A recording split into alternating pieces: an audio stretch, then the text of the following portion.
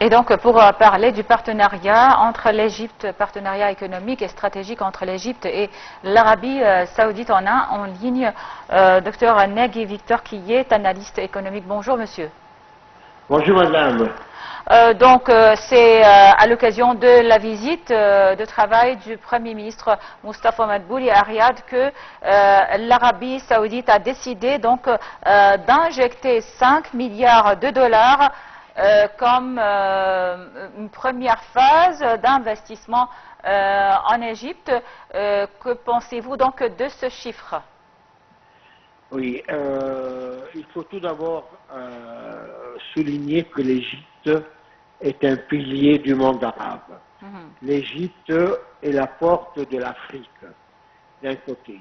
Donc, l'Égypte est une puissance de paix et d'avancement dans l'Afrique.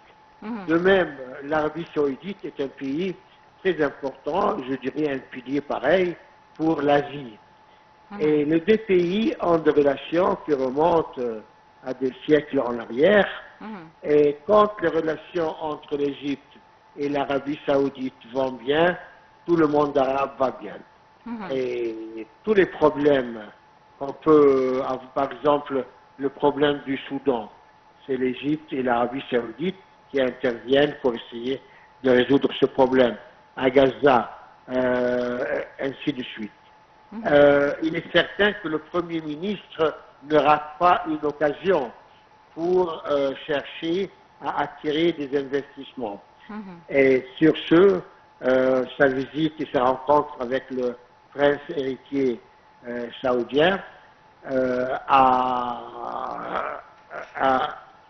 a résulté d'une initiative saoudienne pour investir en première phase 5 milliards de dollars. Il y a beaucoup de projets qu'on peut faire ensemble, beaucoup de projets que l'Arabie saoudite peut travailler ici en Égypte, par exemple dans la nouvelle énergie, dans tout ce qui est pétrochimique et ainsi de suite. Mais il y a plus.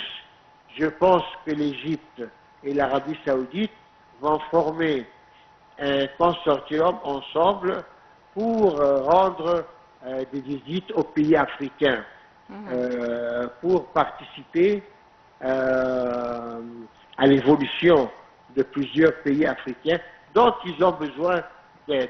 Donc c'est l'Égypte et l'Arabie saoudite ensemble, main dans la main, qui iront investir en Afrique. Oui, et c'est vrai que l'Arabie saoudite est le plus grand investisseur étranger et arabe en Égypte, selon les chiffres donc publiés en 2022-2023, avec plus de 2 milliards de dollars. Et l'Arabie saoudite détient des départs dans des entreprises clés en Égypte, dans les secteurs de l'industrie, de l'agriculture, du tourisme, des télécommunications, des technologies de l'information et de la construction aussi.